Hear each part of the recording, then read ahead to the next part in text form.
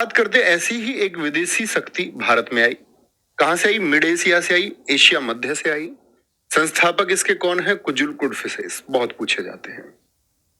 और कुजुल कुडफिसेस कुषाण वंश जो था, ये कौन सी जनजाति थी? मध्य एशिया। इनकी तो जनजाति जान रहे हैं, बाकी की नहीं जान रहे हैं। तो भारत के इतिहास में जो विदेशी शक्तियां आई हैं, इन सभी में सबसे ज्यादा महत्व कुषाणों का है। इसीलिए कुषाणों के बारे में ज्यादा जानकारी हमको जरूरी होती है। कुषाणों ने भारतीय संस्कृति पर तो दोस्त प्रभाव डाला ही है, और भारत पर एक लंबे समय तक, भारत के एक बड़े क्षेत्र पर एक लंबे समय तक शासन भी किया है। ठीक है, तो कौन है संस्थापक? कुजुल कुडफिसेस। कुजुल कुडफिसेस का जो उत्तराधिकारी है, सक्सेसर है, वो विम कुडफिसेस है। इसको हम वास्तविक संस्थापक कहते हैं। दोस्त, इतिहास में जब कभी भी वास्तविक संस्थापक शब्द आए तो आपको एक बात समझनी होगी, जिसने सबसे अधिक प्रचार और प्रसार किए उस वंश के लिए, वो उस वंश का शक्तिशाली शासक है। ठीक है, बहुत बढ़िया। विम कुडफिसेस ने सोने के सिक्के चलवाए, जिसे द्विभाषीय मुद्रा कहा जाता है, बाइलिंगुअल करेंसी। बाइलिंगुअल मतलब दो भाषाओं में उस पर लिखा हुआ था। एक तो ग्रीक स्क्रिप्ट लिखी हुई थी, यूनानी लिपि, और एक खरोष्ठी लिपि लिखी हुई थी। कौन सी दो लिपि में सिक्के इसने चलवाए हैं? विम कुडफिसेस ने तो द्विभाषीय मुद्रा चलवाई। और कौन से? सोने के सिक्के। मैंने बच्चे आपको एक चीज बताई थी, जो गोल्ड कॉइन है, जो सोने के सिक्के हैं, वो हिंद यवन हम आंसर करेंगे। क्या? हिंद यवन। और हिंद यवन में भी अगर मैं शासक का नाम आपसे पूछूं तो कितने बच्चे बताएंगे? जो एक रिवीजन करते होंगे वो सब बोलेंगे भैया जी मिनांडर नाम लेंगे। तो कभी वंश का नाम लेगा तो हिंद यवन होगा, और शासक का नाम पूछेगा तो सबसे पहले भारत में मिनांडर होगा। लेकिन मान के चलिए हिंद यवन का जिक्र ही नहीं है विकल्प में, तो फिर कौन आएगा आपका? या मैं बोल दूं शासक मिनांडर का जिक्र नहीं है, तो हम कहेंगे विम कुडफिसेस। दोनों को रख करके, तो आप जानते दोनों को रखे तो पहले मिनांडर ने चलाए। ठीक है, पहले वाले को चुनते हैं। आगे आए। विम कुडफिसेस शैव धर्म का अनुयायी था। कौन से धर्म का? शैव धर्म का। शैव धर्म का अनुयायी। शैव धर्म से मतलब क्या होता है कि जो लोग भगवान शिव के उपासक हैं, दो तरह की चीजें आपको देखने को मिलेंगी बच्चे। एक तो वैष्णव लोग होंगे। वैष्णव लोग कौन है? ये भगवान विष्णु के उपासक हैं। भगवान विष्णु के उपासक हैं ये लोग। भगवान विष्णु के उपासक हैं। और अगर हम बात करते हैं, बहुत बढ़िया, वेरी गुड।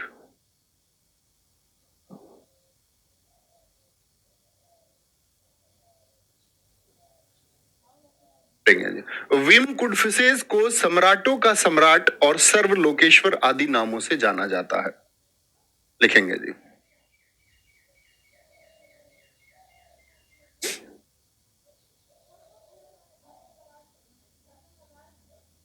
एक बच्चे का क्वेश्चन दिखाएं ऊपर, प्राणों से क्या क्वेश्चन पूछा है?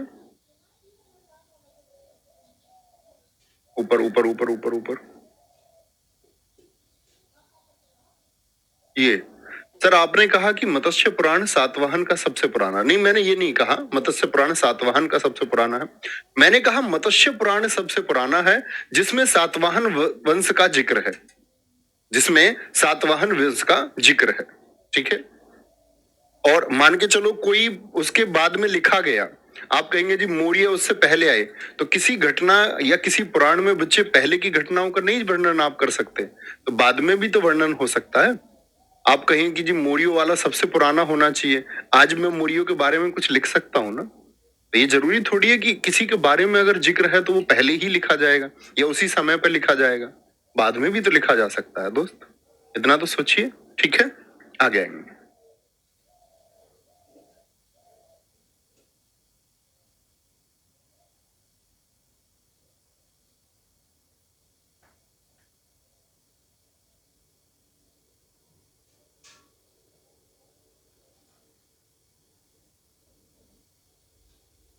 लिखेंगे, ये बात लिख लें तब आगे बढ़ेंगे। ठीक है, बहुत बढ़िया, श्याम सिंह जी ने बहुत अच्छा लिखा है। सर्वाधिक गोल्ड कॉइन कनिष्क ने चलवाए थे। कनिष्क के बारे में हम अभी जानेंगे। Very good.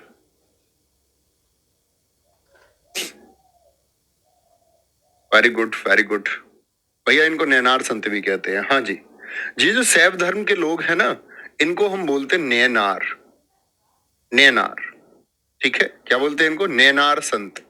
और नैनार संत की जो कुल संख्या है वो 63 है। कुल संख्या कितनी है इनकी? 63। मतलब ये 63 संत हुए जिन्होंने प्रचार प्रसार किया, लगातार प्रचार प्रसार किया, ठीक है। और जो वैष्णव धर्म को मानने वाले लोग, भगवान विष्णु के उपासक हैं, उनको हम अलवार संत कहते हैं। अलवार विचारधारा के लोग हैं। इन अलवार संतों की जो कुल संख्या है वो 12 है। क्या बोलेंगे? इनकी कुल संख्या भैया जी 12 है, ठीक है। आगे चलेंगे। अब आते हैं कनिष्क पर। मैंने कहा कि बच्चे जो विदेशी शासक थे उनका क्रम जो है ना, या उनके घटना या वर्ष के बारे में सिर्फ एक अनुमान लगाए जाते हैं, किसी के बारे में भी चीजें ज्ञात नहीं है, ठीक है। क्या बोलेंगे? कनिष्क एक ऐसा शासक था, जब वो गद्दी पर बैठा तो उसने एक कैलेंडर चलाया, तो उसकी डेट क्लियर हुई। क्या बोलेंगे? रवेटक अभिलेख से कनिष्क ने विम कुडफिसेस का पुत्र होने का पता चलता है कि कनिष्क किसका बेटा है? विम कुडफिसेस का। और विम कुडफिसेस किसका बेटा है? जो इस वंश के संस्थापक हैं, यानी कि आपका कुजुल कुडफिसेस का पोता है कनिष्क। भारत में एक शासन रहा है, आप लोग देख सकते हैं। बहुत जगह कहा जाता है कि इसने 107 एडी तक शासन किया, लेकिन 32 वर्षों का इसका शासन कनिष्क का, इसके पक्ष में ज्यादा लोग हैं। कनिष्क ने भारत में 2 राजधानियां बनाई, पुरुषपुर और मथुरा। बहुत इंपॉर्टेंट है। कनिष्क की 2 राजधानियां कौन सी थी? ठीक है। कनिष्क गद्दी पर बैठने से पहले तक्षशिला का गवर्नर था। तक्षशिला, जरा सोचेंगे, थम्स अप करके बताएं। सारे दोस्त जानते हैं तक्षशिला कहां पर है? आप कहेंगे भैया तक्षशिला रावलपिंडी, पाकिस्तान की तरफ। कनिष्क के शासनकाल में बौद्ध धर्म की चौथी संगति, यानी ये किसका उपासक हो गया? ये उपासक हो गया बौद्ध धर्म का। इसका रुख बौद्ध धर्म की तरफ हो गया। कनिष्क के शासनकाल में बौद्ध धर्म की चौथी संगति कश्मीर के कुंडल वन में वसुमित्र की अध्यक्षता में हुई। मैंने आपको बताया था दोस्त, पहली राजगृह में हुई थी, ठीक है, फिर वैशाली में, फिर पाटलिपुत्र में, और चौथी कुंडल वन में। पहली अजात शत्रु के समय पर हुई, दूसरी कालाशोक के समय, तीसरी अशोक के समय, और चौथी कनिष्क के समय पर हुई थी। बात जानते हैं ना, पहली शताब्दी में। तो पहली शताब्दी यानी कनिष्क के शासन के शुरुआती वर्षों में ही यह हुई। आगे आएगा। चौथी बौद्ध संगति की अगर हम बात करते हैं, चौथी बौद्ध संगति में बौद्ध धर्म 2 शाखाओं में बट गया, और 2 शाखाओं में बट गया तो वो 2 शाखाएं कौन कौन सी? हीनयान और महायान। मैंने बताया मतों का अंतर है कि भगवान बुद्ध को कुछ लोग ईश्वर समझते हैं और कुछ लोग उनको एक, मतलब बहुत विकसित मानव की अवस्था में देखते हैं, उनको महापुरुष मानते हैं। बहुत बढ़िया, वेरी गुड बच्चे। सर पुरुषपुर कहां पर स्थित है? पुरुषपुर बच्चे ये पेशावर है। मथुरा तो हम सबको पता होना चाहिए, यूपी में है, और पुरुषपुर जो है ये पेशावर है मित्र। पेशावर, पेशावर कहां पर है? ये वर्तमान में पाकिस्तान में स्थित है, लेकिन उस समय भारत का क्षेत्रफल हुआ करता था। आशीष जी बोलेंगे जी। भैया आपने प्रैक्टिस सेट में पल्लव वंश का संस्थापक सिंह विष्णु बताया है। बच्चा वो पल्लव है, ये पहलव थे। पहलव विदेशी हैं। पहलव कौन है? विदेशी हैं। बड़ा बच्चों को कंफ्यूजन होता है। ये पहलव हैं जो मैंने अभी मिथ्रेडेट्स बताया है। मिथ्रेडेट्स, मिथ्रेडेट्स। सिंह विष्णु वो पल्लव वंश के हैं, पहलव के नहीं हैं। वो पल्लव के हैं, ठीक है। वो हम पल्लव वंश में जानेंगे, जब हम दक्षिण भारत के वंशों को पढ़ेंगे तब जानेंगे। कोई दिक्कत, कोई परेशानी? अच्छा, अब मैं आपसे पूछूं कि जो ये कनिष्क है, तो कनिष्क भैया जब 2 शाखाएं बट गई तो कनिष्क किस शाखा के पक्ष में रहा? मैंने आपको प्रैक्टिस सेट में भी बताया बार बार कि कनिष्क महायान शाखा के पक्ष में रहा। ये बात याद रख लेनी है। कनिष्क बौद्ध धर्म की किस शाखा से संबंधित था? महायान शाखा से, ठीक है। कोई दिक्कत? आगे आएंगे। एक बच्चे ने पूछा है जी, इन्होंने राजधानी इतनी दूर क्यों बनाई? राजधानी दोस्त, इनका क्षेत्रफल ही भारत में ऐसा हो गया। मैंने आपको बताया था, अगर मैं शकों के क्षेत्रफलों की बात करूं तो उनके 5 क्षत्रप मैंने आपको बताए थे। फिर कुषाण आए, कुषाणों ने शकों के क्षेत्रों को जीता, तो इनका क्षेत्र भारत में इस तरह से था। तो यहां वाले एरिया जो भारत में इनका क्षेत्रफल था उसके लिए इन्होंने मथुरा को सेंटर बनाया, और इधर जो इनका क्षेत्रफल था उसके लिए बाहुल्य क्षेत्र यहां पर था, उसके लिए पशु आपका पेशावर यानी कि पुरुषपुर को बनाया। कोई दिक्कत, कोई परेशानी? ये बात जान चुके, आगे चलते हैं। इन्हें द्वितीय अशोक भी कहा जाता है। द्वितीय अशोक क्यों कह रहे होंगे, जरा लॉजिक लगाएं। किसी भी व्यक्ति को अशोक क्यों कहा जाएगा? आप कहेंगे किसी भी व्यक्ति को अशोक कहने का कारण है अशोक की प्रसिद्धि बौद्ध धर्म के प्रचार और प्रसार के लिए थी। तो ऐसा ही बौद्ध धर्म का प्रचार और प्रसार किसके द्वारा दोस्त? कनिष्क के द्वारा भी कराया गया। बोले यस, जी हाँ, ऐसा ही प्रचार और प्रसार कनिष्क के द्वारा भी कराया गया, इसीलिए इनको द्वितीय अशोक कहा जाता है। गांधार कला और मथुरा कला का विकास हुआ। गांधार कला और मथुरा कला, ये क्या कलाएं हैं जरा देखें। गांधार कला और मथुरा कला, इस गांधार कला को दोस्त हम समझेंगे थोड़ा। गांधार कला को हम ग्रीको रोमन प्रभाव, ग्रीको रोमन प्रभाव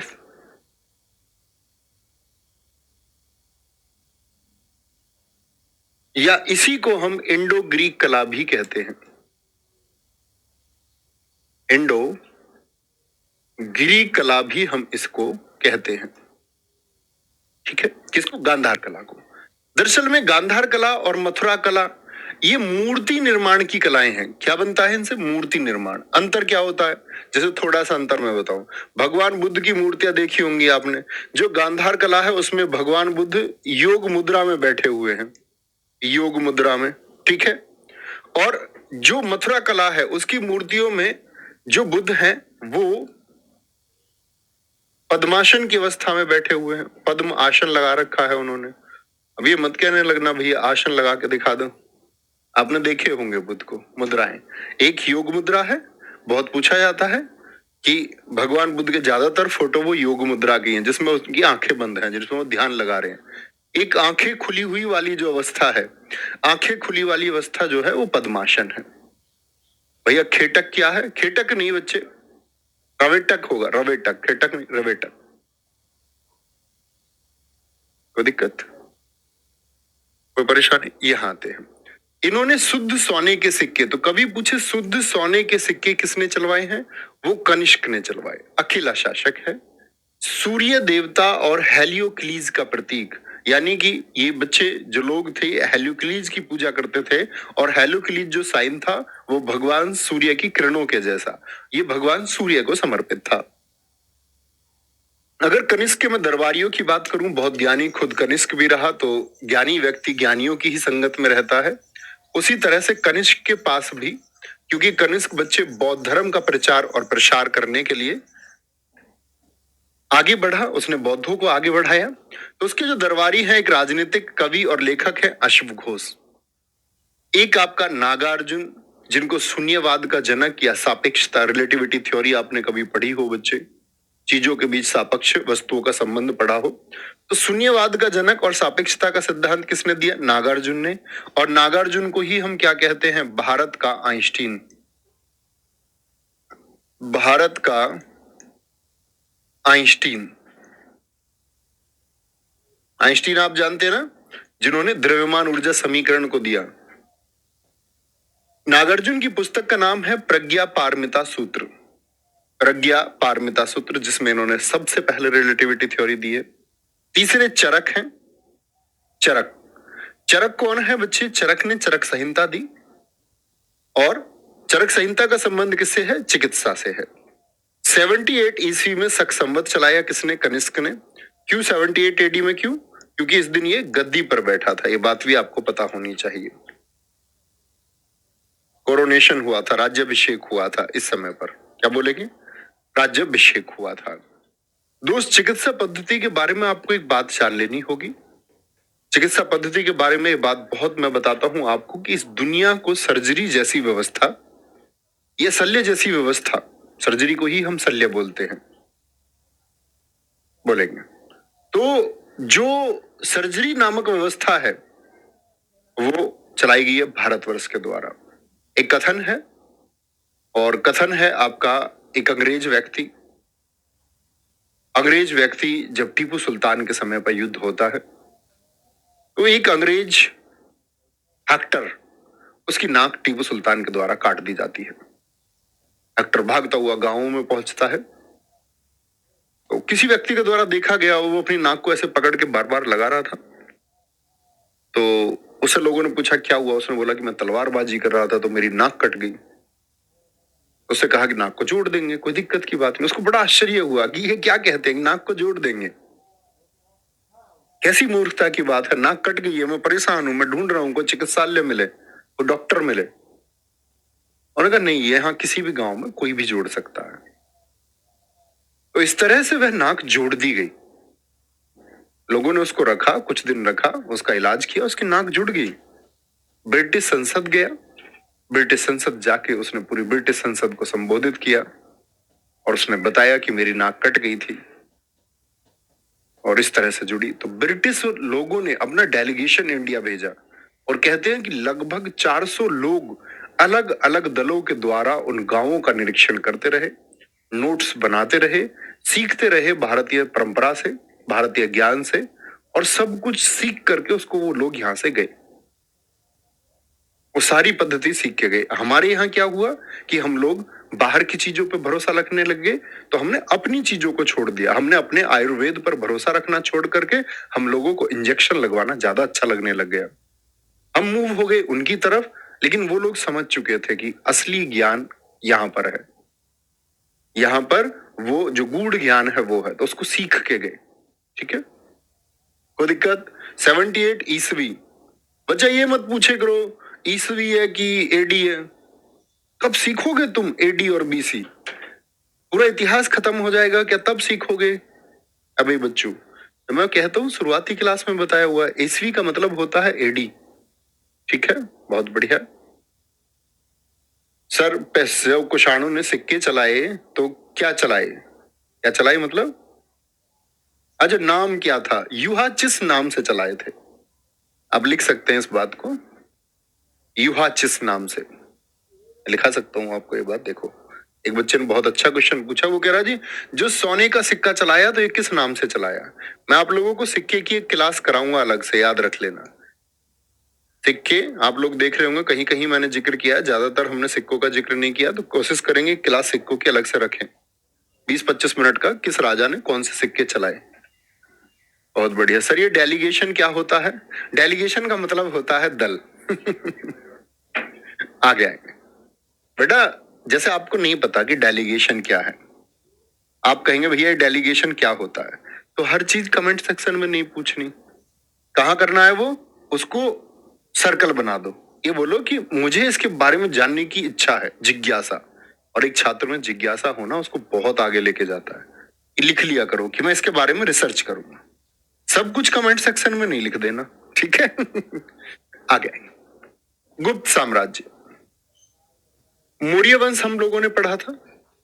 मौर्य वंश, मौर्य वंश के बाद में क्या होता है दोस्त की, जो उत्तर भारत है, मौर्य वंश उत्तर भारत में था, कोई शक नहीं जी।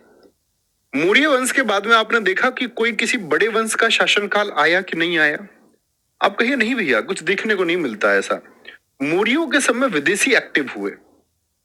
मौर्यों के समय पर हमने देखा कि यूनानी आए, तो चंद्रगुप्त मौर्य तो सफल हुआ विदेशी आक्रमण को रोकने में, लेकिन उसके बाद में जब सुंग वंश आया तो सुंग भी यवनों को रोकने में सफल हुए। पुष्यमित्र सुंग ने किस तरह से यवनों का सफाया किया ये बात मैंने आपको बताई। लेकिन उसके बाद में लोग एक्टिव हो गए, भारत में विदेशी ताकतें आनी शुरू हो गई और उन्होंने छोटे छोटे जगह जगह पर क्षेत्र, तो वो संघर्ष चलता रहा। कहने का मतलब है भारत में कोई एक सेंट्रल पावर नहीं थी, कोई केंद्रीय सत्ता नहीं थी जो इन सबको चुनौती दे पाए। ऐसी चुनौती दोस्त मौर्यों के बाद में सिर्फ एक वंश आया, गुप्त साम्राज्य, जिसको हम भारतीय इतिहास का स्वर्ण युग कहते हैं। इसी को हम क्लासिकल युग भी बोलते हैं। भारतीय इतिहास का क्लासिकल युग, क्लासिकल युग यानी भव्य युग। भव्य युग means classical as. Classical as किसको, या बोले पैरिक्लीन एज, जो गर्व करने वाली बात है। पैरिक्लीन एज भी इसको हम कह सकते हैं। तो पैरिक्लिन एज, या मैं आपसे बोलूं क्लासिकल एज या गोल्डन एरा भारत का कौन सा राजवंश कहलाता है? तो आप कहेंगे गुप्त वंश। तो भैया क्या हुआ होगा? दरअसल में भारतीय संस्कृति को बहुत बढ़ावा मिला, सेंट्रल पावर इकट्ठी हुई। ये ऐसे समझो कि ये नहीं बोलते कि किसी किसी के घर में एक प्रतिभाशाली बच्चे का जन्म हो जाता है तो माँ बाप धन्य हो जाते हैं। होता है कि नहीं होता? या आप कहेंगे भैया किसी माता पिता बहुत अच्छे हैं और ऐसा बच्चा पैदा हो गया जिसने अभ्यस का चीजें कर दी, बदनामी की चीजें कर दी। बिल्कुल होता है। तो गुप्त वंश ये समझिए, इस समय पर भारत में महान व्यक्तियों का जन्म हुआ। आर्यभट्ट जैसे लोग, वराहमिहिर जैसे महान गणितज्ञ, कालिदास जैसे महान विद्वान, छपणक जैसे महान ज्योतिष, वोकेब यानी कि शब्दकोश पर काम करने वाले अमरकोश, इतने इतने महान व्यक्ति समय पर बच्चे आए। या मैं बोलूं कि भारत आने वाले विदेशी लोगों में पाहियान एक ज्ञान बाहर से लाकर के यहां प्रचारित करता है, भारत से सीख कर भी जाता है। तो इस समय पर क्या हुआ कि भारतीय संस्कृति गुफाओं में, चित्रों में आदि में आप लोगों को तरक्की देखने को मिलती है। देखेंगे बहुत बढ़िया। विजय जी कह रहे हैं अंतरिक्ष से प्रणाम। मेरे दोस्त पूरे अंतरिक्ष को प्रणाम। Very good. लेकिन अंतरिक्ष से नीचे भी आ जाना। सर जी एक बार एडीबीसी का अंतर बता दो। पहली क्लास में बताया हुआ है, फर्स्ट क्लास देखिए, फर्स्ट क्लास, तब अंतर समझ में आएंगे। गुप्त वंश के संस्थापक कौन थे? श्रीगुप्त। श्रीगुप्त के बाद में कहते हैं घटोत्कच कोई शासक हुए। किस वर्ष में कोई प्रमाण मिलता नहीं।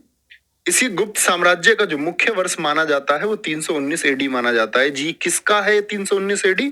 क्योंकि 319 एडी में बच्चे चंद्रगुप्त प्रथम गद्दी पर बैठे। चंद्रगुप्त प्रथम, इन्हीं को गुप्त वंश का वास्तविक संस्थापक माना जाता है। कि चंद्रगुप्त प्रथम जब गद्दी पर बैठते हैं तो उनसे पहले कौन हुए? घटोत्कच। और उनसे भी पहले कौन हुए? श्रीगुप्त। क्योंकि कुछ सिक्कों की खुदाई हुई और उन सिक्कों पर यह वर्णन मिलता है कि गुप्त वंश में कोई व्यक्ति श्रीगुप्तस्य था। इससे पता चलता है कि शायद गुप्त वंश की नींव रखने वाला कोई व्यक्ति था। तो वास्तविक संस्थापक किसको मानेंगे? चंद्रगुप्त प्रथम को। ठीक है। चंद्रगुप्त प्रथम जिस दिन गद्दी पर बैठा वह 319 एडी में गुप्त संवत चलाया। संवत का मतलब दोस्त कैलेंडर होता है। इन बच्चों को जैसे आप जो कैलेंडर इस्तेमाल करते हैं, ठीक है, आप जो कैलेंडर इस्तेमाल करते हैं, तो हम कहेंगे भैया फिर हम कौन सा? तो याद रख लेना, जो भारत सरकार है, इंडियन गवर्नमेंट है, भारत सरकार शक संवत का इस्तेमाल करती है। भारत सरकार का जो पंचांग है उसका संबंध किससे है? कनिष्क के शक संवत से है। तो पूछा जाता भारत की सरकार किस संवत का इस्तेमाल करती है, उसका संबंध शक संवत से है। तो कैलेंडर बड़े इंपॉर्टेंट है। ये भी कब का है? 319 एडी। 319 एडी, एडी मतलब जो कैलेंडर अभी चल रहा है, 2023 चल रहा है, जैसे 2023 एडी है। ठीक है, आगे आएंगे। उसी दिन राजा रानी का सिक्का चलाया था। सर कनिष्क ने महायान को ही क्यों अपनाया? Very good. जैसे बच्चे मैंने आपसे कहा कि बेटा अगर सिलेक्शन लेना है तो कमेंट सेक्शन से दूर रहना है, तो आपने मेरी बात सुनी नहीं, तो आपकी मर्जी हुई, आपका मन किया कि आप कमेंट करें तो आपने कमेंट कर दिया। इस तरह उसकी भी अपना एक शैक्षिक चुनाव रहा होगा, उसने दोनों को देखा होगा, दोनों शाखाओं को, उसको महायान की शिक्षाएं अच्छी लगी होंगी। ठीक है, कोई दिक्कत कोई परेशानी? आगे उसी दिन राजा रानी का सिक्का चलाया था। किसने? राजा रानी का सिक्का किसने चलाया? चंद्रगुप्त प्रथम ने चलाया। चंद्रगुप्त प्रथम ने। ठीक है। पत्नी कौन है? कुमार देवी। किसकी पत्नी है? कुमार देवी, चंद्रगुप्त प्रथम की। इन्हीं की याद में इन्होंने राजा रानी का सिक्का चलाया। ठीक है, अपनी पत्नी कुमार देवी की याद में। एक बच्चे ने बहुत अच्छा प्रश्न किया है, सर सुश्रुत जी का क्या संबंध है? सुश्रुत जी भी चरक से, जो आपका चरक जी का काम है, सुश्रुत जी का भी वही संबंध। दोनों लोगों ने भारत में बच्चे सर्जरी यानी शल्य व्यवस्था को दिया है। अगर बोलूं मैं आपसे कि सबसे पहले ये शल्य व्यवस्था किसने दी, तो सबसे पहले सुश्रुत ने दी।